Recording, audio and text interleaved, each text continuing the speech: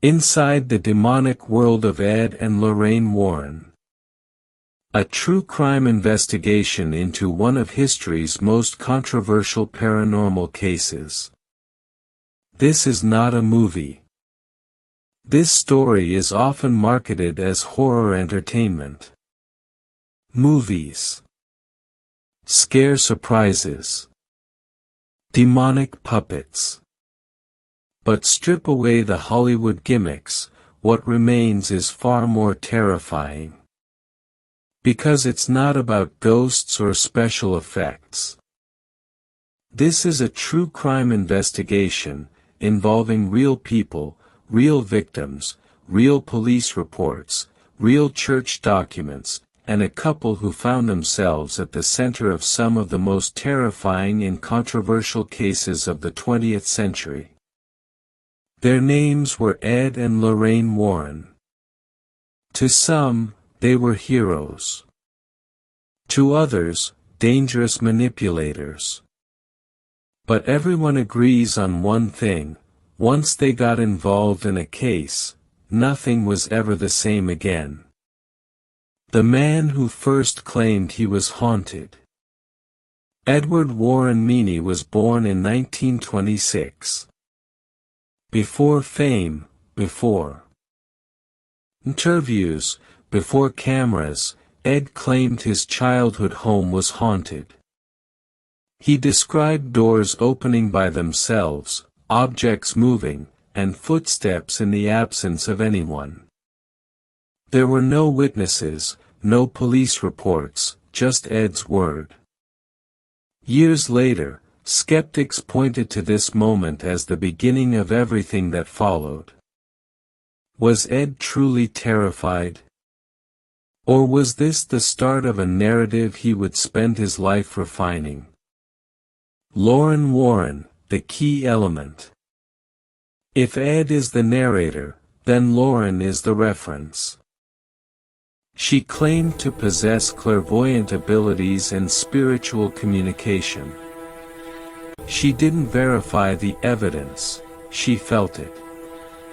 According to Lorraine, she was able to see auras, sense the presence of non-human entities, see past violent events in a particular location. Police officers later admitted something disturbing: Lorraine often possessed knowledge of details she wasn't supposed to know. Details that were never made public. Was it coincidence? Trance reading? Or something else entirely? The first real case files. In the early 1950s, the Warrens began documenting alleged possession cases. They filmed locations, recorded interviews, and collected statements. But a pattern emerged. Each case escalated. What began as mysterious voices quickly turned into physical assaults, claims of possession, satanic symbols. Critics later accused the Warrens of psychologically escalating things, instilling fear until witnesses began interpreting everything through a satanic lens. The Warrens vehemently denied this. The Annabelle case: what really happened? The real Annabelle wasn't a porcelain doll, but a Raggedy Ann doll. According to the case file, the doll appeared in various locations. Handwritten notes were found despite the absence of any papers in the apartment. A man was allegedly attacked after mocking it. The Warrens concluded that it wasn't just a haunting, but something far worse. A non-human entity using the doll as a psychic tool.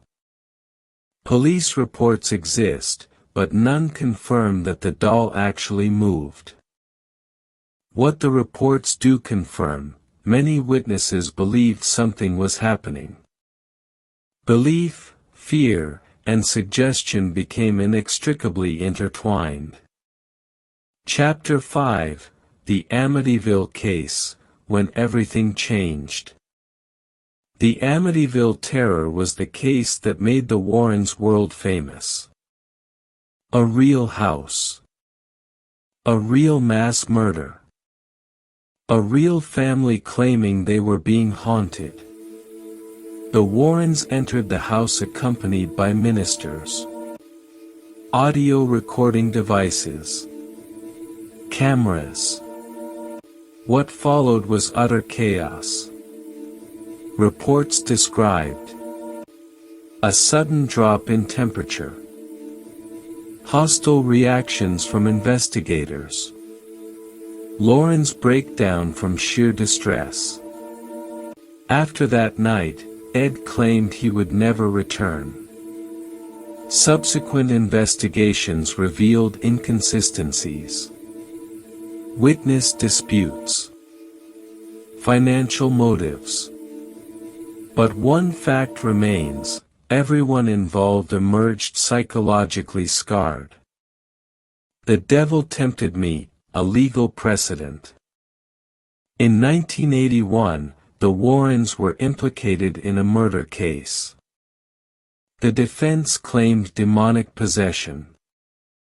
For the first time in U.S. history, paranormal phenomena were used as a legal defense. The court rejected it.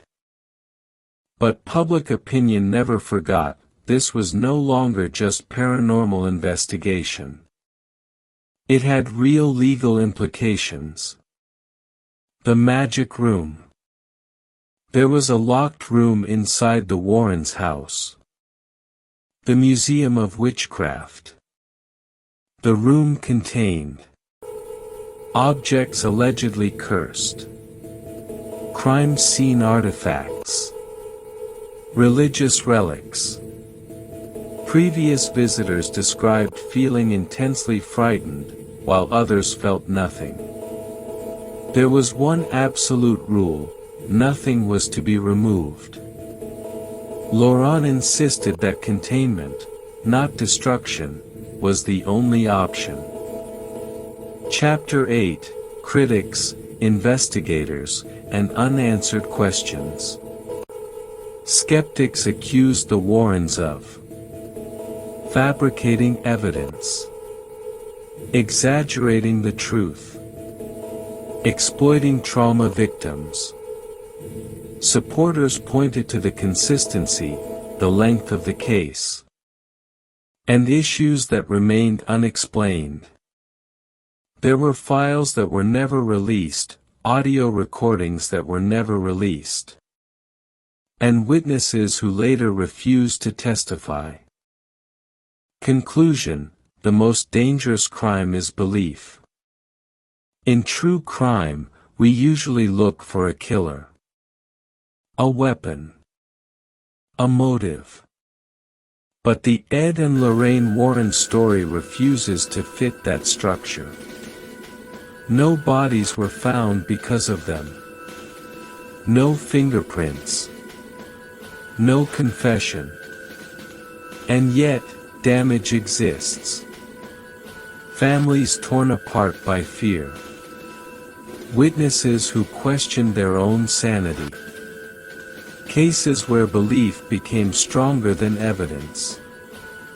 So the final question is not, were demons real? The real question is far more unsettling. What happens when authority tells frightened people what to fear? Because once fear is named, it grows. The Warrens didn't just investigate the supernatural. They shaped how people interpreted trauma, violence, and the unknown. Whether they were protectors or provocateurs may never be proven. But in the world of true crime, one truth remains. The most powerful force is not evil. Not demons. Not the occult. It is belief. And once belief takes hold, It doesn't need proof. This was not a horror story. It was a true crime without a verdict. And some cases are never meant to be closed.